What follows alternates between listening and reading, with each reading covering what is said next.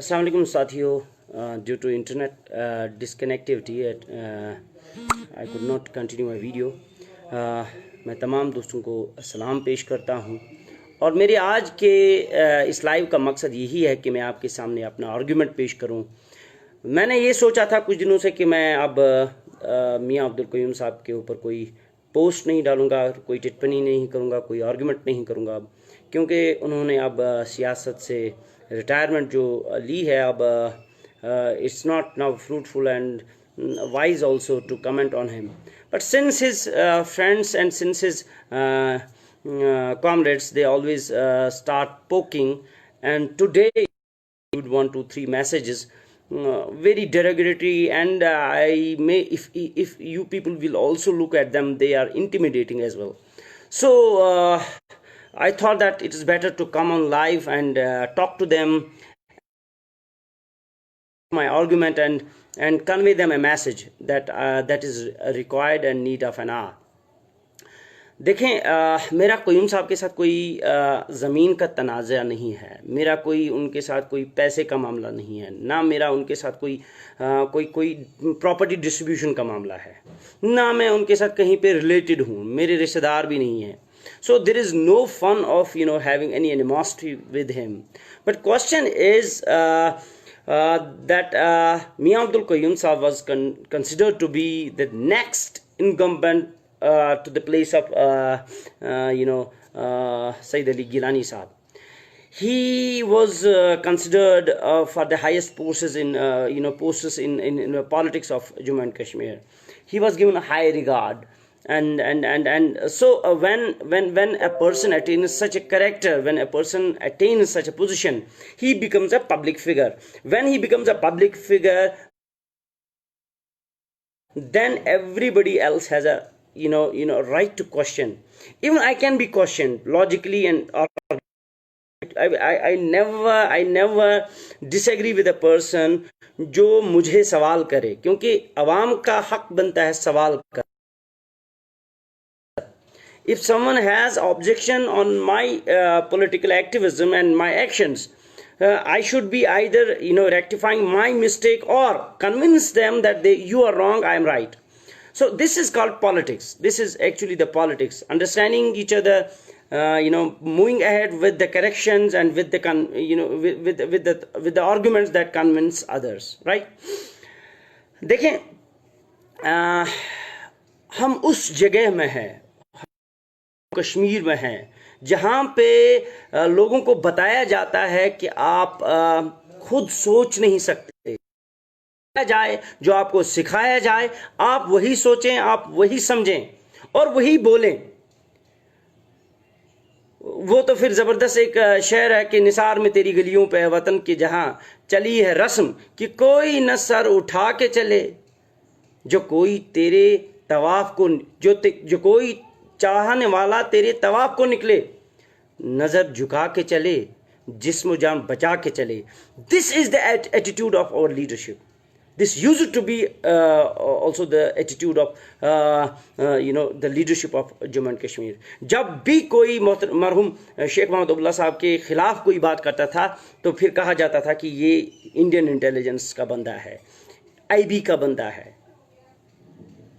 जब भी किसी जिहिस इंसान ने 1990 से कोई बात की, इंटेलेक्चुअल ने कोई बात की, उसे मौत के घाट उतार दिया गया. उसे कहा कि ये ज़बान दराज है, ये गुस्ताखी कर रहा है शान में, किसी के खिलाफ अगर बात की. ये एटीट्यूड अब नहीं चलने वाला और मैंने कभी इस चीज़ को कबूल नहीं किया है. तभी मैं कहता हूं कि मैं गुलाम नहीं हूं, क्योंकि मैंने गुलामी अपने शऊर से, अपने जहन से कबूल नहीं की है. देखें, मेरा कोई डिस्प्यूट क़य्यूम साहब के साथ नहीं है, बट चूंकि उनकी पोजीशन एक पॉलिटिकल स्पेस में थी तो मैं क्वेश्चन करता था. देखें, रोज़े अव्वल से जो स्टार्ट उन्होंने अपना पॉलिटिकल कैरियर किया, वो पीपल्स कॉन्फ्रेंस की डिस्ट्रिक्ट प्रेसिडेंट की हैसियत से उन्होंने इलेक्शन भी लड़ा, वहाँ हारे भी. उसके बाद उन्होंने जमात इस्लामी का शेल्टर ले लिया और जितना भी हो सके Jamaat Islami as an organisation को उन्होंने टू द हिल्ट अब्यूज किया एंड मिसयूज किया एंड एक्सप्लॉइट किया। उसके बाद हिजबुल मुजाहिदीन के तो वो तर्जुमान ही बने थे, और वहां पर भी जब इख्तलाफ हुआ तो फिर कुछ लड़कों ने उनको गोली भी मारी। उसका मुझे अफसोस है, उनको नहीं करना चाहिए। अब हालात ये है, आप देखिए मैं क्यों कह रहा हूं, क्योंकि आई नो मिस्टर मियां अब्दुल कोयूम साहब एज अ लॉयर। 1990 से मैं जब उनका रोल देखता हूं Jammu Kashmir high court bar association में, सिर्फ धमकियों पे, दबाव पे, दोष पे, थ्रेट्स पे पॉलिटिक्स करना, ये कहां जायज है? मुझे बताएं। मेरा एक सवाल बनता है मेरे दोस्तों को, मेरे व्यूअर्स को, मैं देख जो मुझे सुन रहे हैं या इसके बाद सुनेंगे, मेरा एक सवाल है, क्या हम ईमानदारी से कोई सियासत नहीं कर सकते? क्या हम शराफत से कोई सियासत नहीं कर सकते? क्यों हमें जो यहां पे मिलिटेंट्स से उनको इस्तेमाल करना है अपनी सियासत के लिए? क्यों हमें किसी एजेंसी को इस्तेमाल करना है अपने मकासद के लिए? क्यों हमें गुंडे पालने हैं जो हमारे नैरेटिव को इंपोज करें बार एसोसिएशन में? क्यों? ये सवाल है। अगर ये गुनाह है तो ये गुनाह मैं करता रहूंगा। इसके लिए अगर कोयूम साहब और उनके जो हवारी है, मेरी जान भी, मुझे जान से मरवा दें, मुझे अफसोस नहीं है। देखें, 1990 से पहले तो उनका शेवा रहा है कि वो अपोजिशन को हमेशा दोष, दबाव और गुंडागर्दी पे दबाते आए। आप पूछ लीजिए जफर शाह साहब जो हमारे सीनियर मोस्ट एडवोकेट है, कितनी दफा उन्हें जबरदस्ती अपना वापस लेना पड़ा। कितनी दफा नजीर अहमद रोंगा साहब को दोष और दबाव और मजबूर किया गया कि आप विड्रॉ करें। कितनी दफा, कितना आप छुपाएंगे लोगों से? अब तो बात करनी पड़ेगी। आप ये बताएं अब कब तक इस एलिट फोर्स को, जो जिनका नाम लॉयर्स कहा जाता है, इसको गुलाम बना के फिरेंगे? ये सवाल है, ये सवाल पूछना जायज है।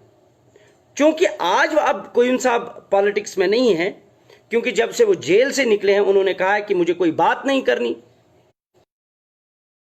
मुझे इंटरेस्ट नहीं थी उनके ऊपर बात करने की, क्योंकि उन्होंने कुछ एक्शंस की, उन एक्शंस की बिना पे मैंने ये कुछ बातें की थी। वरना पूरा साल जब वो जेल में थे मैंने उनको सपोर्ट किया था, क्योंकि मेरी जो स्कूलिंग हुई है, मेरी पॉलिटिक्स जो है, मेरी ये पॉलिटिक्स कहती है कि अगर कोई मजलूम है, किसी पे जुल्म होता है, तो मुझे उसका सपोर्ट करना है, चाहे वो मेरा दुश्मन ही क्यों ना हो, चाहे उन्होंने मेरे साथ कोई जुल्म ही क्यों ना किया हो। जब भी कोई जुल्म में है, मजलूम है, मेरा काम है, हमारा काम होना चाहिए हम उसका सपोर्ट करें। मैंने वही किया, और जब वो जेल के बाद बाहर निकले उन्होंने वही जुल्म फिर से खिलाफ मैंने फिर से आवाज उठाई। अगर गलत किया आप मुझे मारें, मुझे बताएं, मैं माफी मांगूंगा फिर अगर मैंने कुछ गलत किया है। ये है, इसके ऊपर मैंने एक कैंपेन स्टार्ट की थी, फेसबुक पे कुछ पोस्टर्स डाली थी। तो कहा जाता है, अब मंजूर डार साहब ने बोला कि आपने गालियां मारी है। आप एक पोस्ट फेसबुक पे दिखाएं जहां मैंने कोयूम साहब के बारे में कोई गाली गलौज इसका इस्तेमाल किया हो। मैं कभी गाली नहीं मार, मैंने कभी आज तक किसी को गाली दी नहीं है। जरा बता दे कि इसको मैंने गाली दी है, कोई एक डाल के दे दे और बता दे कि आपने किसी को गाली दी है। हाँ, मेरे आर्गुमेंट्स हैं, इनको होते मेरे आर्गुमेंट का जवाब देना। फिर ये कहते हैं जी ये डिफेमेशन करता है। आज मैं आपके माध्यम के थ्रू, आज इस वीडियो के थ्रू मैं ये कहना चाहता हूं, मैं इनवाइट करता हूं कोयूम साहब को, मैं इनवाइट करता हूं मंजूर डार साहब और निसार साहब जो उनके जूनियर हैं, उन्होंने आज सुबह मुझे गालियां भी मारी है, धमकियां भी दी है। मैं उनको ही कहता हूं आप आ जाएं, बार रजिस्ट्रेशन में करें, आप ये घंटा घर स्टार्ट करें। कोयूम साहब को मेरे खिलाफ जो बोलना है मैं चुप करके सुनूंगा, मुझे 5 मिनट का मौका मिले, मैं कुछ कहूंगा उनसे। मेरे सवाल हैं। मेरा यह सवाल है कि आपने 1990 से मजहब की बुनियाद पे बार एसोसिएशन को नहीं चलाया? क्या आपने बार एसोसिएशन को गिलानी साहब का टूल नहीं? देखें, आइडियोलॉजी ठीक है, गिलानी साहब की आइडियोलॉजी ठीक हो सकती है, मगर as a bar association, as an institution, उन्होंने तो बेड़ा गर्क करके रखा। बात ही नहीं हो रही है अब बार एसोसिएशन में, वकला का कोई रोल ही नहीं है, क्योंकि कहा जाता है कि ये जनाब हुर्रियत गाह की एक्सटेंशन है। दोष और दबाव पे अपोजिशन को दबाना कब तक चलेगा? क्यों? 2008 की एजिटेशन, अमरनाथ यात्रा, जो नजीर अहमद रोंगा साहब ने स्टार्ट की थी, आप मुझे बताएं फिर कल्मिनेशन किस बात पे हुई? क्या 2008 की जो एजिटेशन है, आवाम जो एलिगेशन गिलानी साहब पे लगाती है कि उन्होंने फेल की, असल में तो क़य्यूम साहब ने की थी फेल। वही तो जामा मस्जिद में आ गए और उन्होंने कहा कि मसला ओवर हो गया, आप खत्म करो मसला। ये शख्स तो डबल गेम खेल रहा है, खुद को गिलानी साहब के शेल्टर के तले खुद को रखा हुआ है। he has placed himself, under the shelter of Gilani Sahab, but he is acting against him, defaming him. He does actions and attributes it to Gilani Sahab.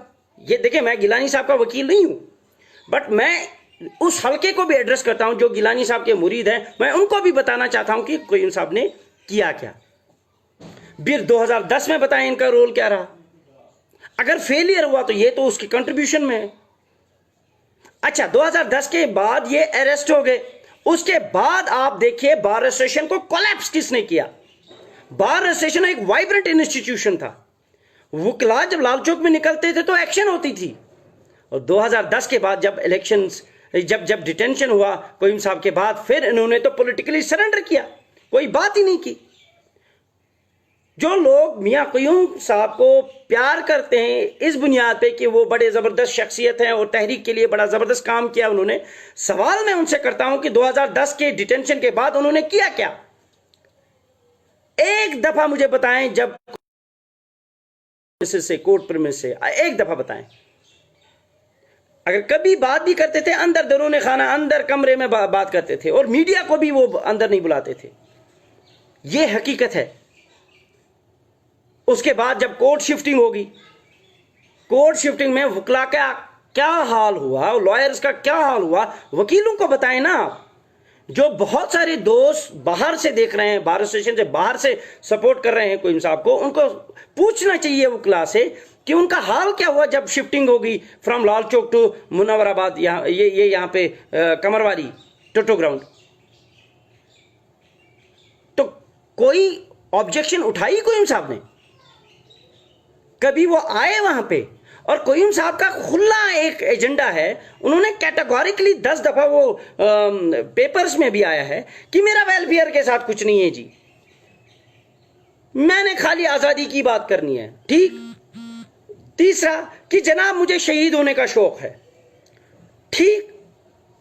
अगर यही आर्गुमेंट उनका मानते हैं, अगर हम समझते हैं कि क़य्यूम साहब इतने कन्विक्शन के साथ आज़ादी परस्त हैं और आज़ादी के साथ हैं, उसके बाद जब 5 अगस्त के बाद उनको अरेस्ट किया गया, आप मुझे बताएं, दुनिया भर के नौजवान यहां पे डिटेंशंस में हैं, दुनिया भर के लोग डिटेंशंस में हैं,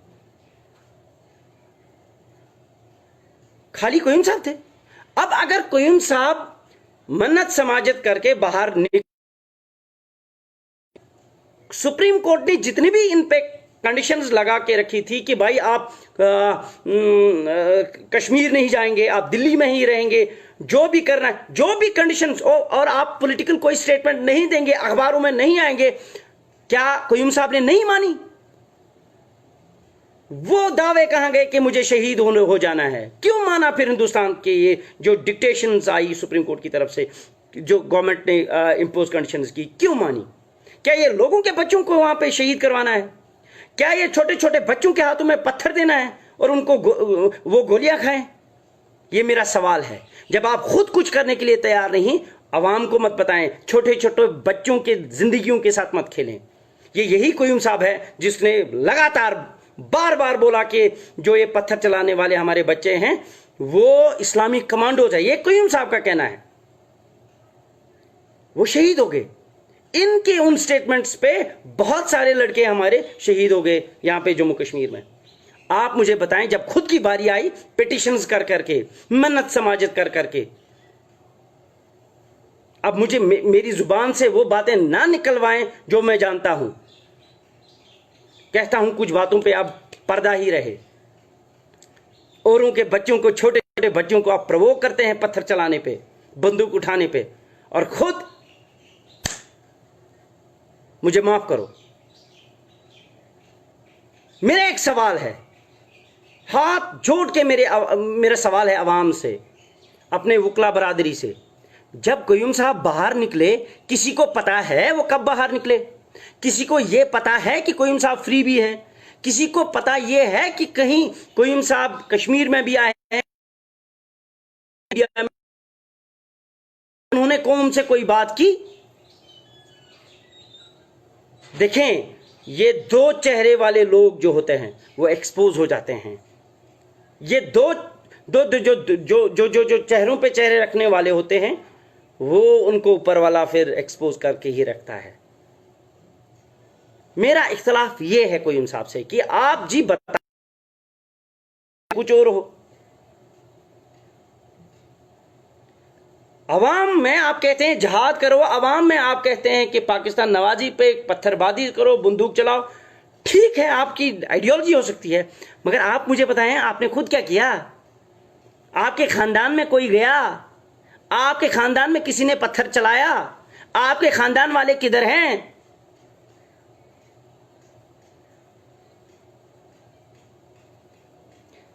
ये सब बच्चे हमारे बच्चे हैं जो जेलों में पिस रहे हैं, जेलों में जो अभी डिटेंशन पे डिटेंशन ले रहे हैं। 14-14 साल से हमारे भाई जेलों में हैं, उनका कोई अब नाम भी नहीं लेता। क्या वो हमारे बच्चे नहीं हैं? उनके बारे में हमें सोचना नहीं चाहिए? कौन सी एक्शन क्यूम साहब की है उनके हक में, जरा मुझे बताएं।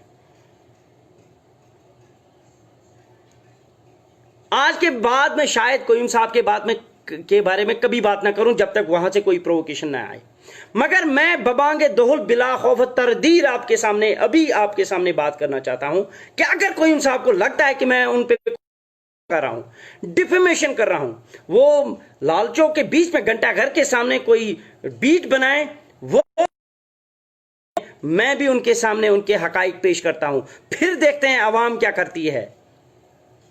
कितनी देर तक आप अवाम को झूठे प्रोपेगेंडे पे बेवकूफ बनाएंगे। जब वो छूटे, एक डायरेक्शन आई बार काउंसिल से कि तमाम वकला अपनी बार एसोसिएशन के थ्रू डिटेल्स अपनी भेज दें, आपकी लाइसेंस को हमें यहां पे रेगुलराइज करना है। मैंने बेदार साहब से रिक्वेस्ट की, मैंने बिलाल अहमद वानी साहब से रिक्वेस्ट की, दीजिए आप, हम आपकी जो डिटेल्स है, और फिर इनका रोल देख लीजिए। इन्होंने कहा कि इनकी डिटेल नहीं भेजनी। जो इंसान किसी की रोजी रोटी के बारे में ना सोचे, जो a person who does not think about someone's livelihood, career, how can he be a leader? This is my humble submission to the people who listen me. Manzoor Dar साहब, आप ये बता सकते हैं मुझे लिमिट्स में रहें, मगर मैं आपसे कहता हूं कि आप लिमिट्स में रहें। अब कौम जाग चुकी है, 5 अगस्त के बाद जाग चुकी है। हमारे सामने आप एक्सपोज हो चुके हैं। बार एसोसिएशन को के कर्ता दर्ताओं में आप थे। 5 अगस्त के बाद आपने क्या किया? बार एसोसिएशन और वकला को यहां पे नाकारा किसने बनाया? आप जिम्मेवार हैं, आप मुजरिम हैं, क्योंकि आप इसीलिए एक मुजरिम का सपोर्ट दे रहे हैं, क्योंकि अपने जुर्म को छुपाने के लिए आपको सहारा चाहिए। मैं कहता हूं जो उस वक्त की जो एग्जेक्टिव थी, जो लीडरशिप थी 5 अगस्त के बाद 12 से, वो मुजरिम है इस जम्मू कश्मीर की कौम के।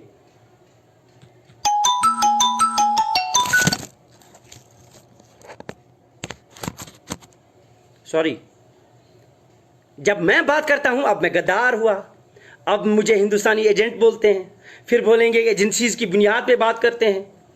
इनके निसार अहमद के कमेंट देख लीजिए और मंजूर डार साहब के कमेंट आप देखें मेरे पोस्ट पे परसों जो मैंने किया था, सीधे लगता है कि ये मुझे मरवाएंगे।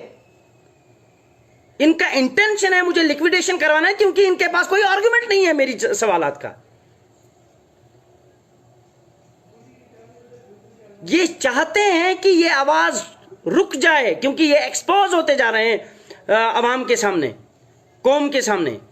जिस कौम के सामने बड़े बड़े तकरीरें करते थे, बड़े बड़े फायदे लिए, गवर्नमेंट ऑफ इंडिया से भी यहां पे हमें आजादी भी देते रहते हैं, छोटे छोटे बच्चों को भी मरवाते हैं, पाकिस्तान को भी बेवकूफ बनाते हैं, हिंदुस्तान को भी बेवकूफ बनाते हैं, कश्मीर के आवाम को लेके ही उनको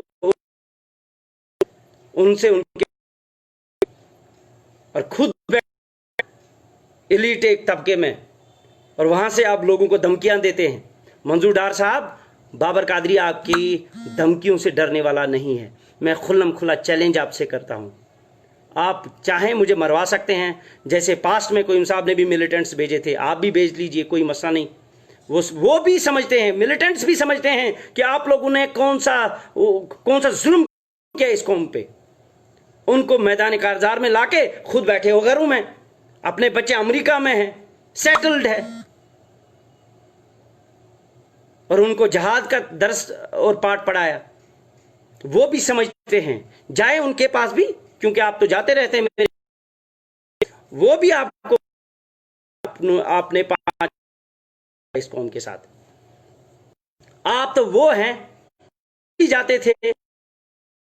मीर साहब जो ट्रेजरर है, उन्होंने जब एक्सपेंडिचर निकाला, ऑडिट निकाला, फिर पे कितना खर्चा है आपका, पे कितना खर्चा दिखा है आपने, अपने ट्रैवल पे कितना खर्चा दिखाया है, लाखों का आपने कौमी असासा।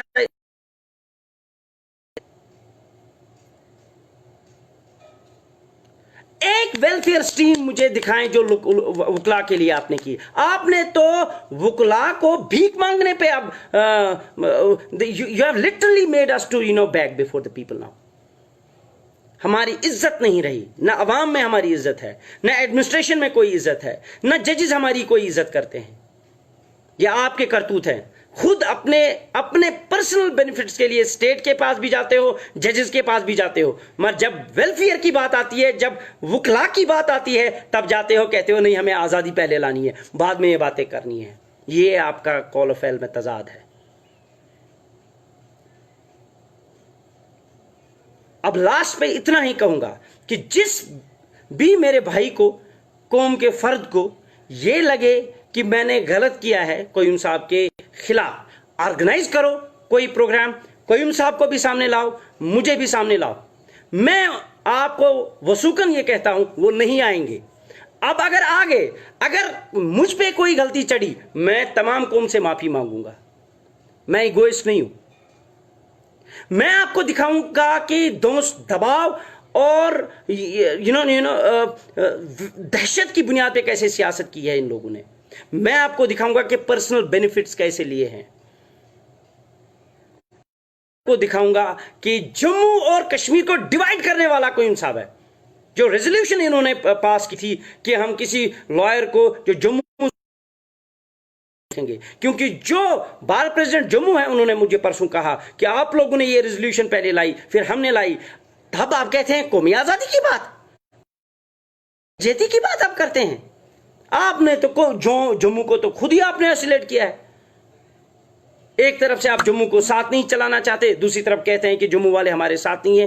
कैसे साथ देंगे जब आप अपने कश्मीरियों पे इतना जुल्म करते हैं, अपने पर्सनल बेनिफिट्स के लिए, गेन्स के लिए? तो जम्मू वाले आप पे भरोसा क्यों करें?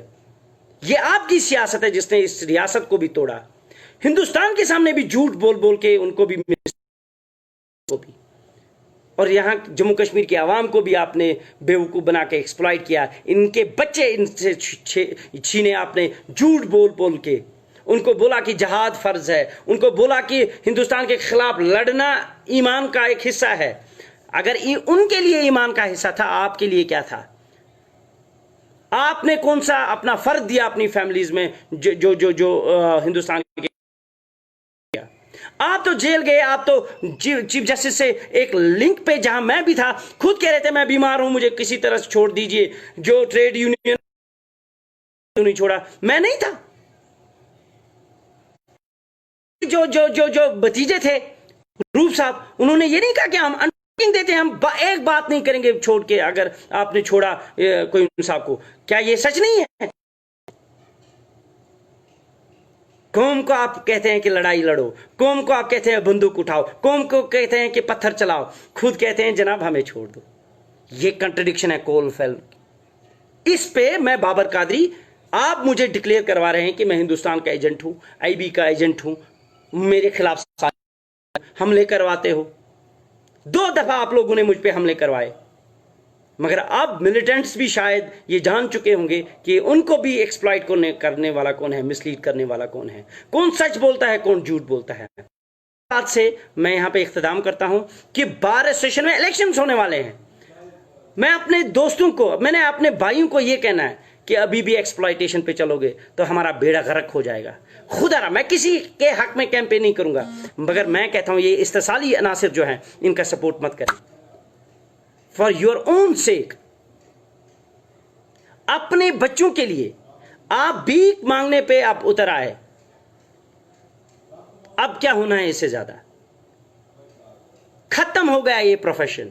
इस प्रोफेशन की लाज रखने के लिए, अपने अपने अपने अपने आप की इज्जत रखने के लिए आप उन लोगों को सामने लाएं जो शरीफ हों, जो शरीफ नफ्स हों, जो सियासत भी जानते हों, वकालत भी जानते हों, जो बात करना भी जानते हों, जो किसी एजेंसी के टट्टू भी ना हो, उधर की या इधर की,